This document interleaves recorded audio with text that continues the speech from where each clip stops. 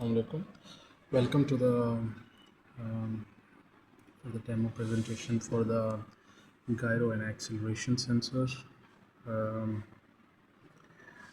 इसमें हम देखेंगे कि it's quite similar to the I2C, जिस तरह LCD का हमने I2C इंटरफेस किया था, तो it's also quite similar to that. और पिन आउट्स हैं इसमें जो है वो PP6 और PP7 I2C1 हम जो है वो इंटरफेस यूज़ कर रहे हैं, 5 वोल्ट्स और ग्राउंड है।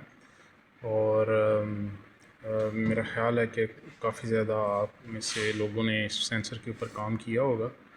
तो इस सेंसर का जो है बेसिकली मकसद ये होता है कि एक्सेलरेशन और गायरो की जो रोटेशनल स्पीड होती है उसकी इंफॉर्मेशन आपको देता है। तो अभी हम जो है इस लैब सेशन में जो है वो हम बेसिक जो पैरामीटर है कि गेस्चर जो डिटेक्शन होती है वो हम देखेंगे कि हमें गेस्चर जो है वो कैसे हम डिटेक्ट कर सकते हैं, और आप इसको किसी प्रोजेक्ट्स में भी यूज़ कर सकते हैं for control of the cars and for other purposes, it's up to you. तो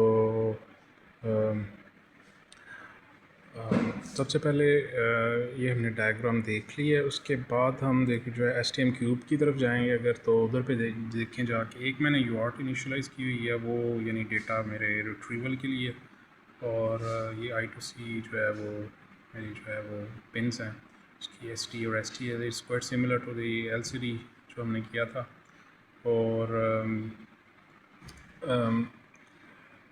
बाकी चीज़ें ठीक है, सारी सेम है। और इसमें आप यानी अगर आप चाहें तो फॉर द रेफरेंस मटेरियल आप यानी आप देख सकते हैं कि इट्स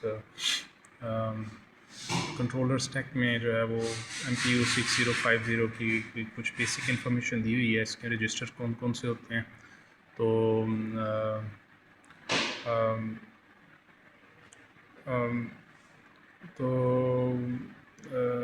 अभी फ़िलहाल जो है वो मैं आपको यानी आउटकम इसका बता देता हूँ कि व्हाट्स द आउटकम इसका। यानी इसमें यानी थोड़ा सा मैं अगर ब्रीफ कर दूँ कि MPU के जो रजिस्टर्स हैं एक्सेलरेशन के और जायरो के यानी रजिस्टर्स हैं, और फिर उसकी हमने इसको रॉ वैल्यू में निकालनी होती है, इसमें वो डिस्क्रिप्शन दी हुई है। और फाइनली हमारे पास जो है वो एक्सेलरेशन आ जाता है और गायरो इंफॉर्मेशन रोटेशनल स्पीड जो है। तो अभी आप देख रहे हैं कि जो है ये मैं अभी यानी वो मैंने अपना गायरो सेंसर है वो यानी अपने STM बोर्ड के साथ लगाया, तो ये मुझे सीरियल जो है वो इंटरफेस पे जो है वो मुझे डेटा मिल रहा है। तो अगर आप देखें कि इसकी अगर मैं रोटेशन जो है वो यानी अलाइनमेंट जो है वो बिल्कुल फ्लैट रखूँ, तो you can see the Z जो एक्सिस का एक्सेलरेशन है वो 1.0 G है, ठीक है, यानी ग्रेविटेशनल जो एक्सेलरेशन होता है G की वैल्यू है।